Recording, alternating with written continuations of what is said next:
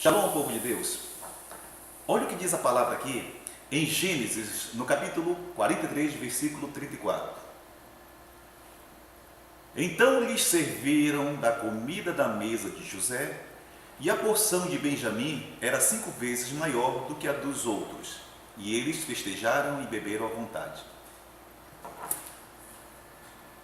Antes disso acontecer, desses fatos acontecerem, antes dessas coisas se cumprirem, lá atrás, aconteceu algo que a princípio parece que não tinha importância nenhuma. José, quando volta para a sua terra e encontra com seu irmão, antes do encontro, ele tem um encontro com o anjo do Senhor. E naquela famosa luta do Val de Jaboque, ele tem um nome trocado de Jacó para Israel. Aquela situação ficou no seu coração gravado.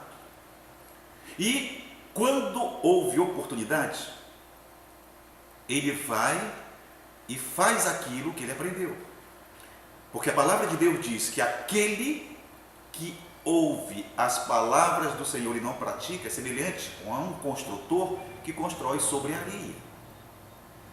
Só que Jacó estava fazendo, praticando, exercitando muito antes de Jesus vir aqui na terra e ensinar esses ensinos. Ele está numa situação difícil. A esposa está grávida. Os filhos fizeram algo que não deveriam fazer. Os filhos em terras estranhas, como nós estamos em terras estranhas, somos peregrinos, os filhos também em terras estranhas enganaram, trapacearam, assassinaram, roubaram, expondo as famílias deles, da família de Jacó, toda em perigo. Nós, os peregrinos do Senhor, a igreja do Senhor, temos que ter cuidado e ensinar nossos filhos a não colocar nossas vidas e a da nossa família em perigo. Temos que ensinar isso. Quando Jacó soube do acontecido, ficou deveras preocupado. Não obstante ao que estava acontecendo com os filhos, o irmão mais velho, ele também tem que lidar com a situação da gravidez da esposa amada. No primeiro filho, José, que tinha sido tirado dele, a gravidez de Raquel foi uma gravidez tranquila. Não houve problema nenhum. Aconteceu naturalmente. Mas na segunda gestação, as coisas desandaram. Assim como na vida da gente. Acontece o inesperado. O enredo, muitas vezes, não é aquele que planejamos. Foi o que aconteceu no episódio do nascimento desse pequeno moço, o filho mais novo de Jacó. Quando a mãe, depois de passar por toda aquela aflição, depois de lutar pela vida do filho e dela mesma, chega ao final e ela vê que não vai prosseguir na caminhada, porque foi muito esforço, e ela percebe que vai falecer, ela dá um nome para a criança de Benoni, ou filho da minha aflição, e em seguida morre. Israel chega para ver o filho, aquele aguardado, como muitos nós, quando nossos filhos estão sendo esperados, fazemos 1000 planos, ele chega para ver aquele a quem aguardara por um tempo de 8, 9 meses. E quando ele chega, as parteiras lhe apresentam e dizem que a criança já foi batizada. A mãe, antes de morrer, deu o nome de Benoni. No mesmo instante, ele para, reflete e não aceita o nome, porque não era aquilo que ele tinha planejado para aquela criança. Não era um futuro de aflição, mas um futuro de prosperidade. E ele imediatamente troca o nome. O chama de Benjamim, ou próspero. O tempo passa, as coisas acontecem, e de repente, Jacó se vê em meio à maior crise que enfrentara. Porque agora, as coisas estão indo de mal a pior. Já não há mais colheita, já não há mais lucro, já não há mais negociata. Porque a fome, a miséria se instalou. O tempo mau chegou. Os dias maus estão diante de Jacó.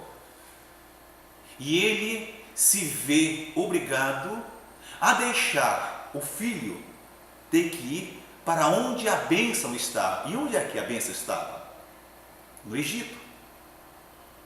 Ele reluta, ele luta, ele faz tudo para o filho não sair de perto dele, como muitas vezes nós fazemos para os nossos filhos não sair de perto da gente.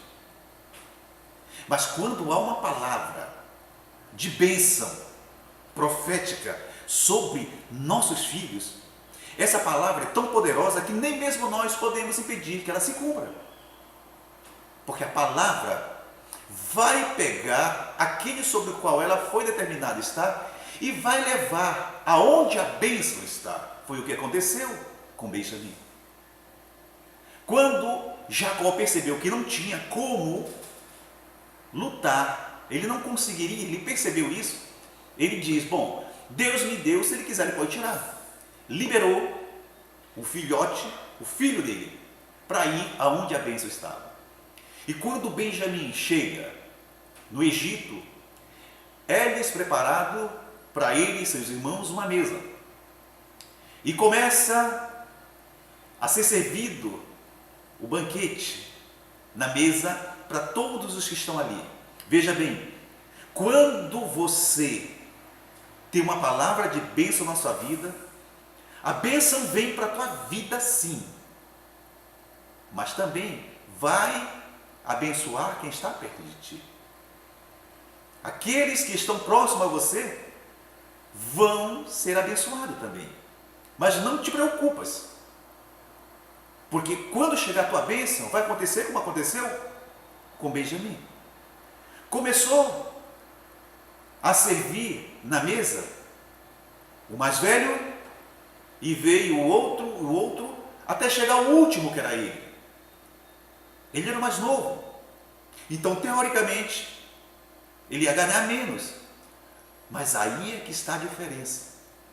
Quando o tempo chega da bênção na nossa vida, não importa quem está perto da gente, porque a minha porção, a porção de quem está a palavra de bênção, é maior do que a quem está do lado.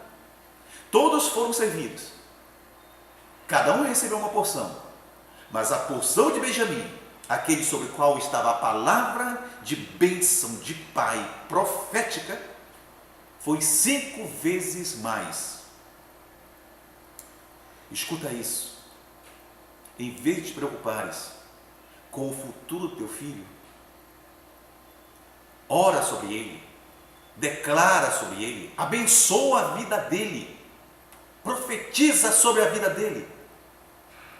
Porque quando tu declarares uma palavra de autoridade, de pai sobre a vida do teu filho, no tempo certo, porque há tempo para tudo embaixo do céu, no tempo certo, essa palavra vai se cumprir.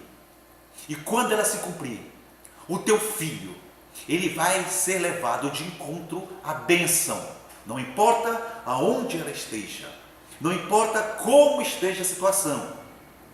Se ele está no meio da miséria, se ele está no meio da sequidão, da aridez, não importa.